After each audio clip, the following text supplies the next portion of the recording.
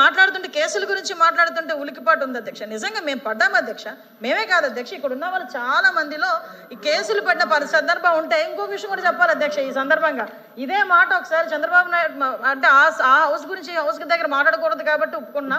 కొన్ని సోషల్ మీడియాలో మాట్లాడేటప్పుడు తెలుగుదేశం ఎన్డీఏ కూటమి సభ్యుల్లోనే 94% మీద కేసులు ఉన్నాయని సాక్షి పేపర్ ఏదో రాశాడు అధ్యక్ష. మా మీద ఏమి గొడ్డల వేటు మీద పెట్టామని హత్యల కేసులు లేవు అధ్యక్ష. కోడికత్తున్నదని మా మీద అధ్యక్ష కేసులు లేవు అధ్యక్ష. అమ్మ చెల్లి కేసులు పెట్టామని మా మీద కేసులు లేవు అధ్యక్ష. కేవలం మా మీద కేసులు ఉన్నది ఏంటంటే రాజకీయ కేసులు. నువ్వు ఇసుక మాఫియా చేస్తున్నామని మేము రోడ్డు ఎక్కితే కేసులు పెట్టారు, లేదు మైనింగ్ మీద కేసులు పెడితే కేసులు పెట్టారు. నేను ఎవరి పేరు ఎత్తలేదు, నేను కేసుల గురించి మాట్లాడాను. మీరు భుజాలు తడుముకుంటే నేనేం చేయాలి? భుజాలు తడుముకుంటే నేనేం చేయాలి?